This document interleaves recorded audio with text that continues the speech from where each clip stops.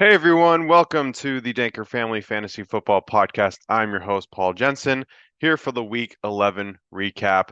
Now, I know I didn't do a Week 11 prediction video, and I do apologize for that. I was a little too busy having some fun in Vegas with cousin Ben. Yeah, that was a good time. I appreciated Ben showing me the ropes and helping me have a good time out there.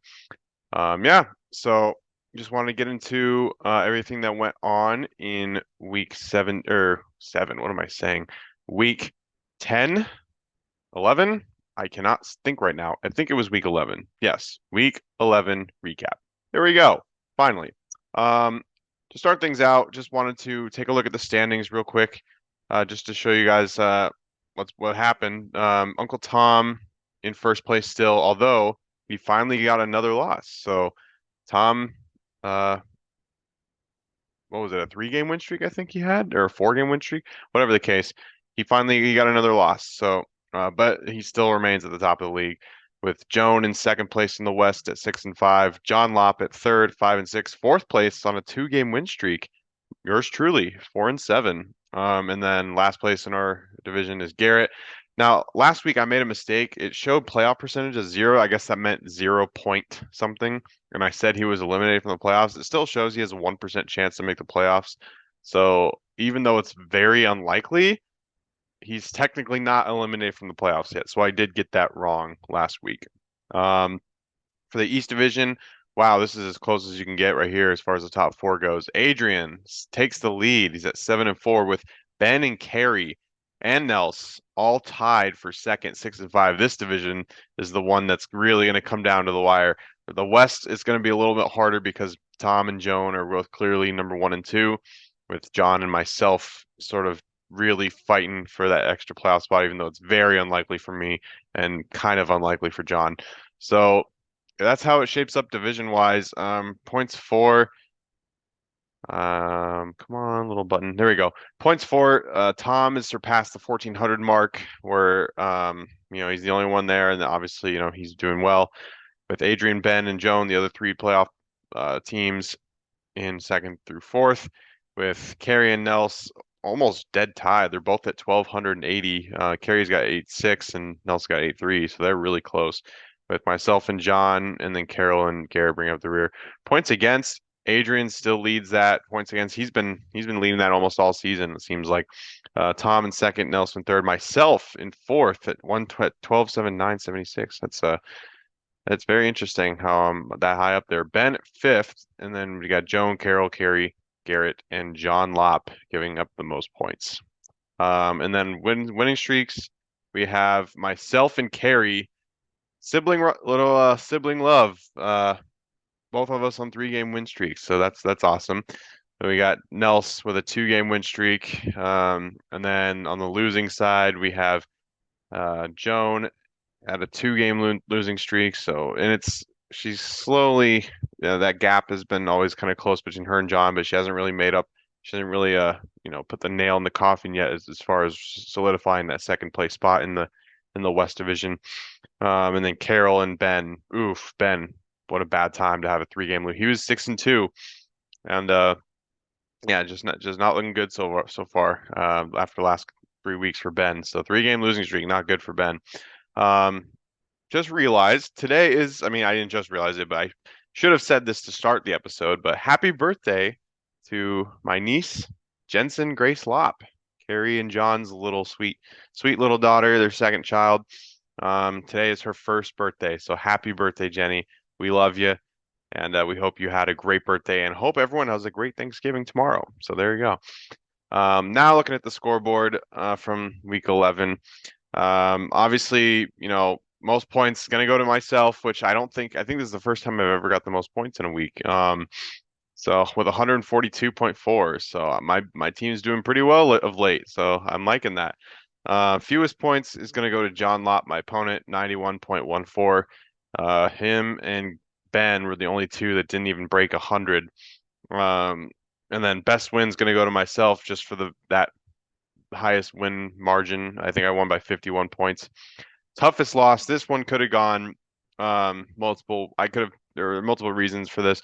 I could pick Tom because he lost by the smallest margin, lost by only 8 points. one or two different decisions could have definitely made that different. I could have picked Ben because this was a huge matchup for him and Adrian, and the winner obviously took over first place. And that was Adrian, and Ben definitely had some players on his bench that really could have made a difference.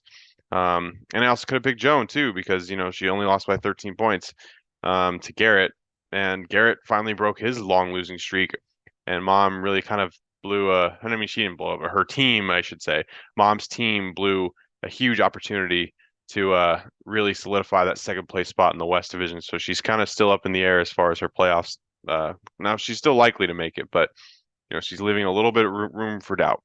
So um, yeah, and same thing with luckiest win too. That's kind of a toss up. You know, if you're going specifically by point margin, it'd be Carey, but I don't really think that's fair because Carey's team did really well. You could say someone like Garrett or not Garrett, sorry. You could say Adrian because he had the least amount of points of any winner, but I don't know. We'll just toss that one aside for this week. Going to the matchups though, myself versus John was the first one. I predicted that I would win, and I was right. So let's go dive more into that. For myself, Keenan Allen, 27.6 points. He's my best player with the Bills defense getting 21 points. I mean, any defense that's playing a New York team, especially the Jets, it's feeling really good to play them. So they definitely did well for myself. Devin Singletary finally played him. Came out, did really well. Tony Pollard had a nice game. Tua, even Adam Thielen. So yeah, I had a lot of good performers on my team. And then for John, he had Ty Chandler who did all right. He had 15 points, and he had Travis Kelce who had 15 points, and then obviously CJ Stroud, but Stroud didn't even hit his projections. So not much else going on for John's team this week. And looking at his depth, his lineup, if he had started Herbert over Stroud, and that was the only different thing he could have made that would have made his team even remotely better, it wouldn't have made that much of a difference. So kind of a tough luck matchup for John. Nothing he could have done. His buys really hurt him. He had three really good running backs on buys, and a good wide receiver in Chris Olave. So yeah, just a tough matchup for John. For myself, I mean, I only had two players in single digits, Derrick Henry and my kicker, and everyone else. And that, like I always say, it's a recipe for success when the overwhelming majority of your team can get double digits. So it bodes well. And even like looking on my bench, I didn't even play Tank Dell, and he had 28 points. Jerome Ford, Puka Nacua, 49ers. They all had good weeks. So my depth this week was really strong. Um, so yeah, and then moving forward, I would say that, it's time to start thinking about benching Derrick Henry in lieu of someone like Jerome Ford or Devin Singletary, move him up. Um, yeah, it's a real question, but now that seems insane just because it's Derrick Henry. I probably won't bench him, but he's definitely played really bad last couple of weeks, so it makes me wonder. And obviously Tank Dell seems like he's been earning a starting spot. It's just tough to find a spot for him because, Allen and Thielen are both real solid, good wide receiver ones. And then my flex, I got so many options. I mean, I got Singletary, could play him, or I could play Puka Nacua, especially if Cooper Kupp's hurt. McLaurin's a one receiver. Jerome Ford's been playing well. So it's just like I'm feeling good about my depth now. Um, better better than earlier in the season, that's for sure. And then for John, I would say, obviously the players that were coming back from buys will definitely help him for sure. Devon Achane coming off of IR and then immediately getting hurt again, that didn't really help him either. But I would also say maybe start. I mean, I know Jordan Addison had a down game against Denver. He was playing against a top cornerback in Patrick Surtain. So I would say Jordan Addison's a guy to really consider, starting over a guy like Tyler Lockett, or maybe at flex over Trey McBride. Since you have Travis Kelce now, it's not really don't really have a reason to play McBride unless you really think he's going to be a solid, consistent tight end moving forward. But and then I would also say just stick with Herbert. I mean, yes, CJ Stroud's been winning more than Herbert lately, but Herbert, even when he's losing, he's still putting up good numbers, and he's been more productive overall than CJ Stroud has. And Stroud is still a rookie, so he can definitely make rookie mistakes, and he hasn't been playing that. He's been good, he's been winning, but he hasn't been playing that great. He's had a lot of success around him, whereas Herbert's had to do it all. So that would just be my 2 cents if that were me, but whatever. Moving on to the next game, I had Tom versus Carey. I predicted this one wrong. I said Tom would beat Carey, and I was wrong. And it was only Tom's second loss of the year. So congratulations to Carey for pulling off the upset on this one, and that really boosted Carey up to third in the East. So Carey's got a real shot at the playoffs now, especially she's tied with Ben and Nels for that second spot right now. So things are looking up for Carey, and looking at her lineup, Jahmyr Gibbs, 21.5 points. He's been playing really well of late. So I really like, yeah, and I even told her earlier in the season, I was like, be patient with him. You'll see his production shine throughout the rest of the later in the season. And so far, it's looking like it. Amon-Ra St. Brown, 21.7, DJ Moore, 22.6, Breece Hall, 18.3. I mean, even her kicker, like Tyler Bass, had 17 points. Whenever you can get a double digits from a kicker, it's a win. So yeah, her core four for running backs and wide receivers really carried her team, I would say. Like these four came up clutch.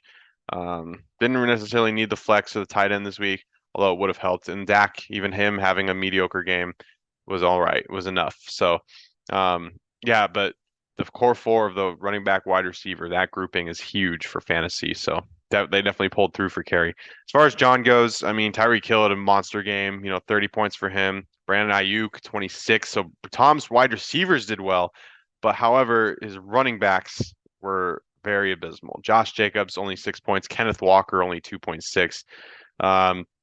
Yeah, it's been tough going for Tom's running backs of late. I mean, David Montgomery's been playing well, but he's been playing him at flex. But and other than the two receivers and David Montgomery, everyone else kind of was very lackluster. TJ Hawkinson had a down game, Mahomes had a down game. Yeah, the Browns defense and kicker did fine, but yeah, I mean, like if you look at his bench, Jalen Warren went off, Devontae Smith had a good game. I guess it wouldn't have mattered for Devontae Smith because the two receivers in the flex both outscored him, so never mind. But you could have played Jalen Warren, you had Kyler Murray, probably, and I know it's hard to start Kyler Murray over Patrick Mahomes, so yeah, but just shoulda, coulda, woulda, all that stuff. Yeah, but Tom, the running backs definitely let you down there. Moving forward for Tom, I would say Jalen Warren's been playing really well of late, and he did well against a really good run defense in Cleveland. So Jalen Warren might have taken over that number one running back spot in Pittsburgh. Now I know he's still splitting time with Najee Harris, but he's been very productive of late, and I think it would be a smart move to replace either one of these guys, Josh Jacobs or Kenneth Walker, because Walker in particular has not been playing well of late. He's had one good game in the last 5 or 6 weeks. So yeah, I would say Jalen Warren is is a guy that you probably would consider starting moving forward, and also, or you could even move David Montgomery to a starting running back and put Devontae Smith at flex, or something like that. So, but it also just depends on the matchups too, some from time to time as well. And then for Carey, I think she has a sneaky tier top running back duo along with what Ben has, like because Ben has McCaffrey and Travis Etienne. Carey has Jahmyr Gibbs and Breece Hall, who both of them have been playing really well of late, like excellent. And they're both super young running backs. We got a second year and a rookie. They got a bright future and if those two, and if those two are really great running backs to have, especially now later in the season. Earlier in the season they weren't doing so much, but Carey's slowly starting to have one of the best running back duo. And she even has James Cook too, who goes off from time to time, and on her bench even got 19.2 points. So um yeah, so Carey's got a really sneaky good running back group. And I would say that, moving forward, I would think she would be better off if she started three running backs over three receivers. So having a running back at flex instead of receiver, because Marquise Brown has not looked good in the last couple of weeks. T. Higgins, who knows how he's going to be impacted by that Joe Burrow injury. Deontay Johnson's been inconsistent. Rashee Rice, he's kind of hard to predict. So yeah, I mean, and this is just my opinion, obviously Carey could do whatever she wants, but if I were her, I would be going the three running back route for sure. Um, yeah. So, but this was a prediction I got wrong. Moving on to the third game, Ben versus Adrian. I had predicted Ben would beat Adrian, and I got this wrong. So I'm 1-2 on the week so far. Looking at the players for Ben and Adrian. For Ben, Chris McCaffrey did his thing, 21.3 points. And Njoku did all right. He had 12.6, and his defense, the Commanders, got 11. But other than that, and Josh Dobbs got 16. But other than that, though, like very lackluster. You got a lot of single digits here, and especially from guys like Travis Etienne and AJ Brown, you expect a lot more from those guys, and they really let you down. Ben, and then for Adrian, I mean, he got very top quarterback through wide receiver group. I mean, Howell got 17, Gus Edwards 21, CeeDee Lamb 16, Hopkins 16, DeAndre Swift 19. So it's like the quarterback through receiver part for of Adrian's lineup, and even his kicker, Justin Tucker got 11. So that's good. Those are kind of what happened here. Running backs came up clutch for Adrian. Um, in that instance when they both get 19 plus. And then yeah, for Ben, like I said, majority of his lineup was in single digits. That really didn't help him. Moving forward though, and obviously, or yeah, obviously, if you look at the bench, if Ben starts Calvin Ridley, which he has been in the past, and I even told him, I said, look, Calvin Ridley's been very bad lately, and unfortunately, he just had a great week the one time you bench him, so just bad timing. And obviously, Justin Fields had a really good week too against the Lions, and he could have played him, he could have played AJ Dillon, but yeah, it's a lot of shoulda, coulda, wouldas, and yeah, unfortunately, just didn't work out for Ben this week.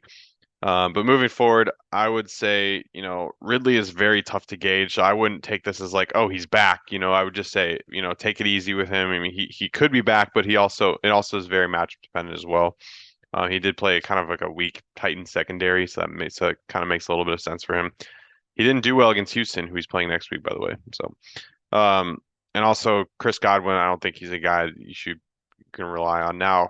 Now that Joe Burrow's out, probably can't rely on Tyler Boyd much either, but we'll see how that goes for him.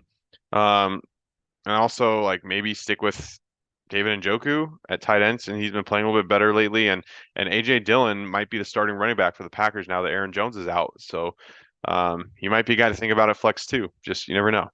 Um, and then for Adrian, it stinks for him because Mark Andrews is probably out for the season now. So Adrian's gonna need to get a new tight end. So that really stinks for him because he had one of the top tight ends in the league, and he just got hurt in that first drive for the Ravens, and that's a big blow. And he was very productive on that first drive. All 4.3 of his points came on that one drive. So yeah, not good for him. And then maybe, make a change of defense. I mean, the Eagles defense usually does pretty well, but they also have a decently tough schedule still. And the Bengals defense, I'm not really that high on. So Adrian probably needs a new defense. And I don't know if he's still willing to stick with Howell at quarterback, but with Deshaun Watson going on IR, he's definitely going to need it. Maybe he doesn't need it, but he might need to consider getting a backup quarterback or a new quarterback if he wants to go with someone else or stick with Howell and have some depth there. Moving on to the fourth game, Nels versus Carroll. I predicted this one right. I said Nels would beat Carroll, and he did. Looking at his matchup, Lamar Jackson and Saquon Barkley, well, all three, I should say. Jackson, Robinson, and Barkley all did well, getting 23, 20, and 30. And then Devontae Adams, of course, he goes off when I trade him to Dad. So congratulations, Dad. Yeah, Devontae Adams did well, and the Miami defense did well too. So you had a really good five uh, five members of your team that really kind of carried the load for you. And then for Carroll, she had Jalen Hurts do his thing. Joe Mixon had a great game. Rashad White, another good game. I'm really starting to like his upside now and just overall his production. Even when he's playing tough defenses, Rashad White has been very good lately. So that's been a really good pickup for Carroll this year. But other than those three, no one else. I mean, Pacheco got 10, but I mean, that's very underwhelming. So yeah, uh, for Dad, obviously, having those four players at 21 plus points, that definitely helped him, I would say. For Carol, it was really tough luck. There really wasn't anything she could have done either. If she would have played Dotson or Nico Collins or whatever, like Evan Ingram, it wouldn't have made a difference. So it's just tough luck for Carol this week. Moving forward for Nels, I would say if Brian Robinson is playing really well lately, if Antonio Gibson is still hurt, I would definitely consider him running back one or maybe flex category. You do have like James Conner on your bench. He hasn't played that well lately. I know it's been only been 2 games off IR, but we'll see how he continues again. Javonte Williams was playing well of late, but he didn't have a good game against Minnesota now, and I'm not sure how he's going to do next week. So and Brian Robinson last 3 weeks has been playing really well. So I would really consider him as starting running back or maybe a flex if you really want to start one of the other running backs. And then also, getting Michael Pittman and Taysom Hill back from buys should give Nelson a boost too. That way, especially since Cooper Kupp got injured, you don't know how healthy he's going to be if he plays and great, but if he doesn't, you got a solid backup plan in Michael Pittman, or you'd start Michael Pittman and have Deebo Samuel continue to stay a flex. So, and then for Carroll, I would say it's starting to look like Nico Collins is more of a trustworthy player at wide receiver than Zay Flowers is. Zay Flowers lately hasn't been doing that well. Now I know Mark Andrews just got hurt. He's out for the season, so maybe that boosts Zay Flowers. It could, but so far it looks like Lamar Jackson doesn't do that well without Mark Andrews. So, although he did beat the Bengals without Mark Andrews, so maybe I'm contradicting myself. I don't know. And also, I would say for Carroll to expect Sam Laporta to bounce back. He's playing some really weak defenses coming up, and I think he's had a couple of down weeks for sure, but I think he'll bounce back for sure. And then moving on to the final game of the week, Joan versus Garrett. I got this one wrong, so I was 2-3 on the week. Overall, my record, I'm under 500. I've gotten 27 right and 28 wrong. So for the first time this season, I am in the red as far as predicting games. So yeah, fantasy, man. It's hard to predict. But for mom, Josh Allen did well. Cowboys defense had a great game against a young Carolina offense. Romeo Dobbs, she played Romeo Dobbs. Very shocking move right there. And Raheem Mostert got 10, but other than that, nothing else. For Garrett, he had really good performances from guys like from his receivers, Metcalf, Sutton, and Evans. George Kittle had a great game, 22 points. His kicker did well. Even Darrell Henderson, his running back. So uh, yeah, so Garrett kind of got a lot of things going. He only had three players in single digits, one of them being Joe Burrow, but it didn't seem to matter for him. He ended up winning. The key for Garrett, obviously, he only had those three players in single digits, like I said. So Aaron Jones getting out does hurt, but it didn't affect the rest of your team's performance. For Mom is very tough luck. Her wide receivers and her running backs, the core four that I was talking about earlier, like how the core four was great for Carey. It was not great for Mom. Eckler really struggled surprisingly against Packers. I thought he'd go off. Raheem Mostert has had another down game. Garrett Wilson, it's just very tough for him because with Aaron Rodgers, I would have thought he would have been a very good top tier fantasy receiver. You just never know what you're going to get from Garrett Wilson, sadly, because of the quarterback situation. It's tough. And then Christian Kirk, he started off really well and he hasn't been playing that great of late. So he's starting to be a tough guy to gauge as well. Um, and then yeah, I'd say moving forward, it's gonna be tough because, like I said, the quarterback situation sucks for Garrett Wilson. And then I think Mom's running backs will bounce back. I think Austin Eckler will eventually bounce back. Raheem Mostert will play well too. So I would be. I mean, it's kind of hard to be patient when you're 3 week or 2 weeks away, or 2 weeks or 3 weeks away from fantasy playoffs. But I'd say just keep the faith in the running game for Joan. For Garrett, obviously, Jared Goff is going to be your new starting quarterback now that Joe Burrow's out for the season, or unless you really want to play Will Levis, but it's up to you. I will say the Lions play the Packers this week, and the Packers, I don't know. It's just they don't scare me as much as they should scare you if I were an opponent for the Packers. But yeah, um, so that sucks for Garrett, but at least he's got depth at quarterback. Aaron Jones going to be out too, so the running back situation still continue to look dire. Although we do have some news on that, which we'll get to soon. Yeah, so the running backs are a little bit weak still. They're not a little bit, probably very weak. Yeah, so those are the predictions. Looking into some news, just as we were talking about Garrett's running backs, he made a trade. So Garrett traded Justin Jefferson, who is currently on IR, to Tom for Kyren Williams, who is about to come off IR. So Garrett finally bolsters his running back game, his running back depth with Kyren Williams, who was playing well until he got hurt with the Rams. And then Tom getting Justin Jefferson. God, that just seems ridiculous. Uncle Tom's already got Tyreek Hill. He's already got Brandon Ayuk, and he's got Devontae Smith. Now he's going to add Justin Jefferson to that. Oh my goodness. And the trade deadline is in 7 days. It's next Wednesday, the 29th. So if anyone wants to make a trade, you got to do it within the next 7 days. So very crazy ad for John. Now, I don't know when Justin Jefferson's going to get back from injury, but whenever he does, boy, Tom's going to have quite the depth at wide receiver. So Yeah, and then looking at the final standing projections, Tom's still at 1. We have Adrian up to 2 now after taking over the division lead. Ben dropping down to 3rd. Carrie up to 4th. Wow, Carrie at 4 instead of Joan. Joan's down to 5, so Carrie's in the top 4. Look at that. At 6 is Dad Nels. He's been dropping, even though he did win. 7 is John Lopp, and then myself. I went up from 9 to 8, so I feel a little bit better about that, even though I'm still down overall in the year. 9 is Carol, and 10 is Garrett. Garrett's had trending down the most, down 7 from draft day, and then Ben, Carrie, and Adrian are all trending up. So that was the episode for this week. I appreciate you listening to me babble on about this. Yeah, I know.